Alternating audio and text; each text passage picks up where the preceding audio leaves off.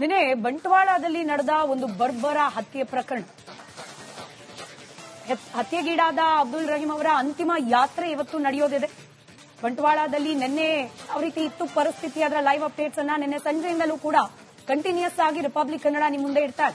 ಕೆಲವೇ ಕ್ಷಣಗಳಲ್ಲಿ ಅಂತಿಮ ಯಾತ್ರೆ ಪ್ರಾರಂಭ ಆಗೋದಿದೆ. ಬಂಟ್ವಾಳದ ಹುತ್ತಾರ್ ಮಸೀದಿಯಿಂದ ಈ ಅಂತಿಮ ಯಾತ್ರೆ ಪ್ರಾರಂಭ ಆಗುತ್ತೆ ಅನ್ನೋ ಮಾಹಿತಿ ಇದೆ.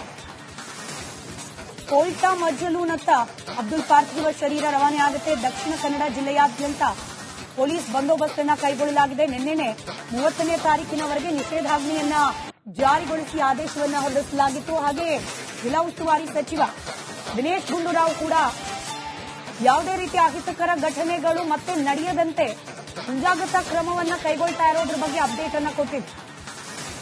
ಇದೀಗ ಅಬ್ದುಲ್ ರೆಹಮಾನ್, ನಿನ್ನೆ ಹತ್ಯೆಗೀಡಾದ ಅಬ್ದುಲ್ ರೆಹಮಾನ್ ಅವರ ಅಂತಿಮ ಯಾತ್ರೆ ಬಂಟ್ವಾಳದಲ್ಲಿ ನಡೀತಾ ಇದೆ. ದೃಶ್ಯದಲ್ಲಿ ಗಮನಿಸ್ತಾ ಇದ್ದೀರಿ,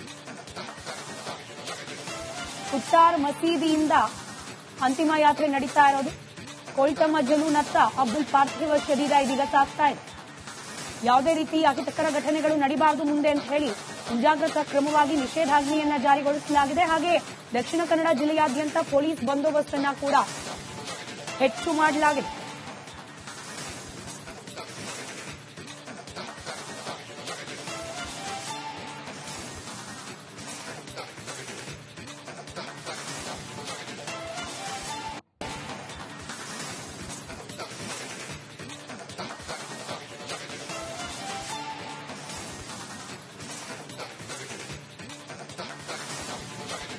ದೃಶ್ಯಗಳಲ್ಲಿ ತಾವು ಗಮನಿಸ್ತಾ ಇದ್ದೀರಿ, ಹುತ್ತಾರ್ ಮಸೀದಿಯಿಂದ ಅಂತಿಮ ಯಾತ್ರೆ, ಕೋಲ್ಟಾ ಮಜಲುನತ್ತ ಅಬ್ದುಲ್ ಪಾರ್ಥಿವ ಶರೀರ. ದಕ್ಷಿಣ ಕನ್ನಡ ಜಿಲ್ಲೆಯಾದ್ಯಂತ ಪೊಲೀಸ್ ಬಂದೋಬಸ್ತ್ ನಿಯೋಜನೆ ಮಾಡಲಾಗಿದೆ. ಸೂಕ್ತ ಪ್ರದೇಶಗಳಲ್ಲಿ, ಸೂಕ್ಷ್ಮ ಪ್ರದೇಶಗಳಲ್ಲಿ ಹೆಚ್ಚಿನ ಪೊಲೀಸರ ನಿಯೋಜನೆಯನ್ನ ಮಾಡಲಾಗಿದೆ. ದಕ್ಷಿಣ ಕನ್ನಡ ಭಾಗದಲ್ಲಿ ಮೇಲಿಂದ ಮೇಲೆ ಈ ರೀತಿಯ ಅವಾಂತರಗಳಾಗ್ತಾ ಇವೆ. ಕೊಲೆ, ಈ ರೀತಿಯ ಭಯಾನಕ ವಾತಾವರಣ, ಇವೆಲ್ಲವೂ ಕೂಡ ಅಲ್ಲಿ ಮತ್ತೆ ಮತ್ತೆ ಮರುಕಳಿಸ್ತಾ ಇರೋದು ಒಂದು ರೀತಿ ಜನಸಾಮಾನ್ಯರು ಆತಂಕದಲ್ಲೇ ಓಡಾಡುವಂತಹ ಪರಿಸ್ಥಿತಿ ನಿರ್ಮಾಣ ಆಗಿದೆ. ಇನ್ಫ್ಯಾಕ್ಟ್ ಈ ಆಂಟಿ ಕಮ್ಯುನಲ್ ಫೋರ್ಸ್ ಅನ್ನೋದನ್ನ ರಚನೆ ಮಾಡ್ತೀವಿ ಅಂತ ಹೇಳಿ ಸುಹಾಸ್ ಶೆಟ್ಟಿ ಅವರ ಮರ್ಡರ್ ಆದ ಸಂದರ್ಭದಲ್ಲಿ ಪರಮೇಶ್ವರ್ ಅವರು ಹೇಳಿದ್ರು. ಆದ್ರೆ ನಿಜಕ್ಕೂ ಕೂಡ ಅಂಥದ್ದೊಂದು ಪ್ರಯತ್ನನಾದ್ರೂ ನಡೀತಾ ಇದೆಯಾ ಅನ್ನೋ ಅನುಮಾನ. ನಿನ್ನೆ ಇನ್ಫ್ಯಾಕ್ಟ್ ಈ ಮರ್ಡರ್ ವಿಚಾರ ಆಚೆ ಬಂದಾಗ ಜಿಲ್ಲಾ ಉಸ್ತುವಾರಿ ಸಚಿವರಾದ ದಿನೇಶ್ ಗುಂಡೂರಾವ್ ಅವರು ಟ್ವೀಟ್ ಮಾಡೋ ಮೂಲಕ ಮಾಹಿತಿಯನ್ನು ಹೊರಗಾಕ್ತಾರೆ. ಆ ಟ್ವೀಟ್ ನಲ್ಲೇ ಗೊಂದಲ.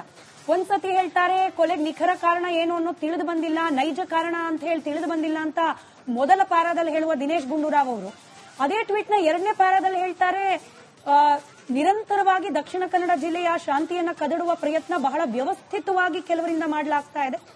ಈ ಕೊಲೆ ಕೂಡ ಅದರ ಒಂದು ಭಾಗ ಆಗಿರುವಂತೆ ಕಾಣ್ತಾ ಇದೆ ಅಂತ. ಅಂದ್ರೆ ಜಿಲ್ಲಾ ಉಸ್ತುವಾರಿ ಸಚಿವರಿಗೇನೆ ಈ ಪಾರ್ಟಿ ಗೊಂದಲ ಇದ್ಬಿಟ್ರೆ ಪೊಲೀಸ್ ಇಲಾಖೆಗೆ ನಮ್ಮ ಮಿನಿಸ್ಟರ್ಗಳು ಹಾಗೆ ಗೃಹ ಇಲಾಖೆ ಯಾವ ರೀತಿಯಾದ ಸ್ಟೇಟ್ಮೆಂಟ್ ಗಳನ್ನ ಕೊಡುತ್ತೆ ಅನ್ನೋದು ಪೊಲೀಸರ ತನಿಖೆ ಮೇಲೂ ಕೂಡ ಪರಿಣಾಮ ಬೀರುತ್ತೆ. ಒಂದು ರೀತಿ ಇನ್ಸ್ಟ್ರಕ್ಷನ್ ಕೊಟ್ಟಂಗೆ ಇಂಡೈರೆಕ್ಟ್ ಆಗಿ ಪೊಲೀಸರಿಗೆ ಇದು ಕಮ್ಯುನಲ್ ಆಂಗಲ್ ಅಲ್ಲೇ ಆಗಿರಬಹುದೇನೋ, ನೀವು ಯೋಚನೆ ಮಾಡಿ ಅಂತ ಹೇಳಿ. ಒಂದ್ಸತಿ ಹೇಳ್ತಾರೆ ನಿಖರ ಕಾರಣ ಗೊತ್ತಿಲ್ಲ ಅಂತ, ಮತ್ತೊಂದ್ಸತಿ ಹೇಳ್ತಾರೆ ಇದು ಶಾಂತಿ ಕದಡುವ ಪ್ರಯತ್ನ ಆಗಿರಬಹುದು ಅಂತ. ಆಮೇಲೆ ಈ ಉಸ್ತುವಾರಿ ಸಚಿವರಿಗೆ ಈ ಜಿಲ್ಲೆಯಲ್ಲಿ ಏನೆಲ್ಲ ಆಗ್ತಿದೆ ಅನ್ನೋದ್ರ ಬಗ್ಗೆ ಮಾಹಿತಿ ಕೊಡೋರು ಯಾರು? ಆ ಮಾಹಿತಿ ಕೊಡೋರಿಗೆ ಅವ್ರ ಜಿಲ್ಲೆ ಮೇಲೆ ಎಷ್ಟು ಗ್ರಿಪ್ ಇದೆ, ಇವೆಲ್ಲವೂ ಕೂಡ ಪ್ರಶ್ನೆ ಆಗಿ ಕಾಡುತ್ತೆ. ಕರಾವಳಿಯಲ್ಲಿ ನಿನ್ನೆ ಮತ್ತೆ ನೆತ್ತರು ಹರಿದಿದೆ. ಹಾಡ ಹಗಲೇ ತಲ್ವಾರ್ ಝಳಪಿಸಿದ್ದು ಓರ್ವ ಬೀದಿ ಹೆಣ ಆಗಿದ್ದಾನೆ. ಮತ್ತೊಬ್ಬ ಸಾವು ಬದುಕಿನ ನಡುವೆ ಹೋರಾಟವನ್ನ ನಡೆಸ್ತಾ ಇದ್ದಾನೆ. ಈ ಬಗ್ಗೆ ಒಂದು ವರದಿ ನಿಮ್ಮ ಮುಂದೆ. ನಿನ್ನೆ ಬಂಟ್ವಾಳದಲ್ಲಿ ನಡೆದ ಒಂದು ಬರ್ಬರ ಹತ್ಯೆ ಪ್ರಕರಣ. ಹತ್ಯೆಗೀಡಾದ ಅಬ್ದುಲ್ ರಹೀಂ ಅವರ ಅಂತಿಮ ಯಾತ್ರೆ ಇವತ್ತು ನಡೆಯೋದಿದೆ. ಬಂಟ್ವಾಳದಲ್ಲಿ ನಿನ್ನೆ ಯಾವ ರೀತಿ ಇತ್ತು ಪರಿಸ್ಥಿತಿ, ಅದರ ಲೈವ್ ಅಪ್ಡೇಟ್ಸ್ ಅನ್ನ ನಿನ್ನೆ ಸಂಜೆಯಿಂದಲೂ ಕೂಡ ಕಂಟಿನ್ಯೂಸ್ ಆಗಿ ರಿಪಬ್ಲಿಕ್ ಕನ್ನಡ ನಿಮ್ಮ ಮುಂದೆ ಇಡ್ತಾರೆ. ಕೆಲವೇ ಕ್ಷಣಗಳಲ್ಲಿ ಅಂತಿಮ ಯಾತ್ರೆ ಪ್ರಾರಂಭ ಆಗೋದಿದೆ. ಬಂಟ್ವಾಳದ ಹುತ್ತಾರ್ ಮಸೀದಿಯಿಂದ ಈ ಅಂತಿಮ ಯಾತ್ರೆ ಪ್ರಾರಂಭ ಆಗುತ್ತೆ ಅನ್ನೋ ಮಾಹಿತಿ ಇದೆ. ಕೋಲ್ಟಾ ಮಜ್ಜಲೂನತ್ತ ಅಬ್ದುಲ್ ಪಾರ್ಥಿವ ಶರೀರ ರವಾನೆ ಆಗುತ್ತೆ. ದಕ್ಷಿಣ ಕನ್ನಡ ಜಿಲ್ಲೆಯಾದ್ಯಂತ ಪೊಲೀಸ್ ಬಂದೋಬಸ್ತ್ ಅನ್ನ ಕೈಗೊಳ್ಳಲಾಗಿದೆ. ನಿನ್ನೆನೆ 30ನೇ ತಾರೀಕಿನವರೆಗೆ ನಿಷೇಧಾಜ್ಞೆಯನ್ನ ಜಾರಿಗೊಳಿಸಿ ಆದೇಶವನ್ನ ಹೊರಡಿಸಲಾಗಿತ್ತು. ಹಾಗೆ ಜಿಲ್ಲಾ ಉಸ್ತುವಾರಿ ಸಚಿವ ದಿನೇಶ್ ಗುಂಡೂರಾವ್ ಕೂಡ ಯಾವುದೇ ರೀತಿಯ ಅಹಿತಕರ ಘಟನೆಗಳು ಮತ್ತೆ ನಡೆಯದಂತೆ ಮುಂಜಾಗ್ರತಾ ಕ್ರಮವನ್ನ ಕೈಗೊಳ್ತಾ ಇರೋದ್ರ ಬಗ್ಗೆ ಅಪ್ಡೇಟ್ ಅನ್ನ ಕೊಟ್ಟಿದ್ರು. ಇದೀಗ ಅಬ್ದುಲ್ ರೆಹಮಾನ್, ನಿನ್ನೆ ಹತ್ಯೆಗೀಡಾದ ಅಬ್ದುಲ್ ರೆಹಮಾನ್ ಅವರ ಅಂತಿಮ ಯಾತ್ರೆ ಬಂಟ್ವಾಳದಲ್ಲಿ ನಡೀತಾ ಇದೆ. ದೃಶ್ಯದಲ್ಲಿ ಗಮನಿಸ್ತಾ ಇದ್ದೀರಿ, ಉತ್ತಾರ್ ಮಸೀದಿಯಿಂದ ಅಂತಿಮ ಯಾತ್ರೆ ನಡೀತಾ ಇರೋದು. ಕೊಳ್ತಮ್ಮ ಜಲೂನತ್ತ ಅಬ್ದುಲ್ ಪಾರ್ಥಿವ ಶರೀರ ಇದೀಗ ಸಾಗ್ತಾ ಇದೆ.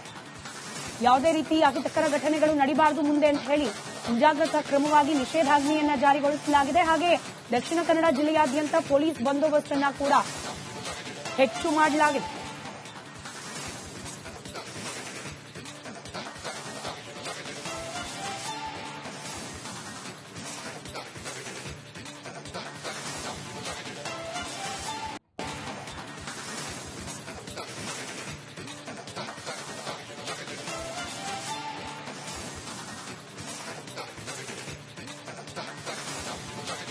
ದೃಶ್ಯಗಳಲ್ಲಿ ತಾವು ಗಮನಿಸ್ತಾ ಇದ್ದೀರಿ,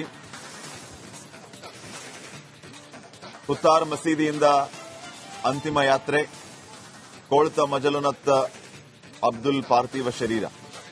ದಕ್ಷಿಣ ಕನ್ನಡ ಜಿಲ್ಲೆಯಾದ್ಯಂತ ಪೊಲೀಸ್ ಬಂದೋಬಸ್ತ್ ನಿಯೋಜನೆ ಮಾಡಲಾಗಿದೆ.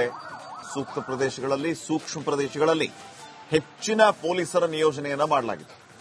ದಕ್ಷಿಣ ಕನ್ನಡ ಭಾಗದಲ್ಲಿ ಮೇಲಿಂದ ಮೇಲೆ ಈ ರೀತಿಯ ಅವಾಂತರಗಳಾಗ್ತಾ ಇವೆ. ಕೊಲೆ, ಈ ರೀತಿಯ ಭಯಾನಕ ವಾತಾವರಣ, ಇವೆಲ್ಲವೂ ಕೂಡ ಅಲ್ಲಿ ಮತ್ತೆ ಮತ್ತೆ ಮರುಕಳಿಸ್ತಾ ಇರೋದು ಒಂದು ರೀತಿ ಜನಸಾಮಾನ್ಯರು ಆತಂಕದಲ್ಲೇ ಓಡಾಡುವಂತಹ ಪರಿಸ್ಥಿತಿ ನಿರ್ಮಾಣ ಆಗಿದೆ. ಇನ್ಫ್ಯಾಕ್ಟ್ ಈ ಆಂಟಿ ಕಮ್ಯುನಲ್ ಫೋರ್ಸ್ ಅನ್ನೋದನ್ನ ರಚನೆ ಮಾಡ್ತೀವಿ ಅಂತ ಹೇಳಿ ಸುಹಾಸ್ ಶೆಟ್ಟಿ ಅವರ ಮರ್ಡರ್ ಆದ ಸಂದರ್ಭದಲ್ಲಿ ಪರಮೇಶ್ವರ್ ಅವರು ಹೇಳಿದ್ರು. ಆದ್ರೆ ನಿಜಕ್ಕೂ ಕೂಡ ಅಂಥದ್ದೊಂದು ಪ್ರಯತ್ನನಾದ್ರೂ ನಡೀತಾ ಇದೆಯಾ ಅನ್ನೋ ಅನುಮಾನ. ನಿನ್ನೆ ಇನ್ಫ್ಯಾಕ್ಟ್ ಈ ಮರ್ಡರ್ ವಿಚಾರ ಆಚೆ ಬಂದಾಗ ಜಿಲ್ಲಾ ಉಸ್ತುವಾರಿ ಸಚಿವರಾದ ದಿನೇಶ್ ಗುಂಡೂರಾವ್ ಅವರು ಟ್ವೀಟ್ ಮಾಡೋ ಮೂಲಕ ಮಾಹಿತಿಯನ್ನು ಹೊರಗಾಕ್ತಾರೆ.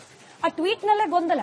ಒಂದ್ಸತಿ ಹೇಳ್ತಾರೆ ಕೊಲೆಗೆ ನಿಖರ ಕಾರಣ ಏನು ಅನ್ನೋದು ತಿಳಿದು ಬಂದಿಲ್ಲ, ನೈಜ ಕಾರಣ ಅಂತ ಹೇಳಿ ತಿಳಿದು ಬಂದಿಲ್ಲ ಅಂತ ಮೊದಲ ಪ್ಯಾರಾದಲ್ಲಿ ಹೇಳುವ ದಿನೇಶ್ ಗುಂಡೂರಾವ್ ಅವರು ಅದೇ ಟ್ವೀಟ್ ನ ಎರಡನೇ ಪ್ಯಾರಾದಲ್ಲಿ ಹೇಳ್ತಾರೆ, ನಿರಂತರವಾಗಿ ದಕ್ಷಿಣ ಕನ್ನಡ ಜಿಲ್ಲೆಯ ಶಾಂತಿಯನ್ನ ಕದಡುವ ಪ್ರಯತ್ನ ಬಹಳ ವ್ಯವಸ್ಥಿತವಾಗಿ ಕೆಲವರಿಂದ ಮಾಡಲಾಗ್ತಾ ಇದೆ. ಈ ಕೊಲೆ ಕೂಡ ಅದರ ಒಂದು ಭಾಗ ಆಗಿರುವಂತೆ ಕಾಣ್ತಾ ಇದೆ ಅಂತ. ಅಂದ್ರೆ ಜಿಲ್ಲಾ ಉಸ್ತುವಾರಿ ಸಚಿವರಿಗೇನೆ ಈ ಪಾರ್ಟಿ ಗೊಂದಲ ಇದ್ಬಿಟ್ರೆ ಪೊಲೀಸ್ ಇಲಾಖೆಗೆ ನಮ್ಮ ಮಿನಿಸ್ಟರ್ಗಳು ಹಾಗೆ ಗೃಹ ಇಲಾಖೆ ಯಾವ ರೀತಿಯಾದ ಸ್ಟೇಟ್ಮೆಂಟ್ಗಳನ್ನ ಕೊಡುತ್ತೆ ಅನ್ನೋದು ಪೊಲೀಸರ ತನಿಖೆ ಮೇಲೂ ಕೂಡ ಪರಿಣಾಮ ಬೀರುತ್ತೆ. ಒಂದು ರೀತಿ ಇನ್ಸ್ಟ್ರಕ್ಷನ್ ಕೊಟ್ಟಂಗೆ ಇಂಡೈರೆಕ್ಟ್ ಆಗಿ ಪೊಲೀಸರಿಗೆ ಇದು ಕಮ್ಯುನಲ್ ಆಂಗಲ್ ಅಲ್ಲೇ ಆಗಿರಬಹುದೇನೋ, ನೀವು ಯೋಚನೆ ಮಾಡಿ ಅಂತ ಹೇಳಿ. ಒಂದ್ಸತಿ ಹೇಳ್ತಾರೆ ನಿಖರ ಕಾರಣ ಗೊತ್ತಿಲ್ಲ ಅಂತ, ಮತ್ತೊಂದ್ಸತಿ ಹೇಳ್ತಾರೆ ಇದು ಶಾಂತಿ ಕದಡುವ ಪ್ರಯತ್ನ ಆಗಿರಬಹುದು ಅಂತ. ಆಮೇಲೆ ಈ ಉಸ್ತುವಾರಿ ಸಚಿವರಿಗೆ ಈ ಜಿಲ್ಲೆಯಲ್ಲಿ ಏನೆಲ್ಲ ಆಗ್ತಿದೆ ಅನ್ನೋದ್ರ ಬಗ್ಗೆ ಮಾಹಿತಿ ಕೊಡೋರು ಯಾರು? ಆ ಮಾಹಿತಿ ಕೊಡೋರಿಗೆ ಅವ್ರ ಜಿಲ್ಲೆ ಮೇಲೆ ಎಷ್ಟು ಗ್ರಿಪ್ ಇದೆ, ಇವೆಲ್ಲವೂ ಕೂಡ ಪ್ರಶ್ನೆ ಆಗಿ ಕಾಡುತ್ತೆ. ಕರಾವಳಿಯಲ್ಲಿ ನಿನ್ನೆ ಮತ್ತೆ ನೆತ್ತರು ಹರಿದಿದೆ.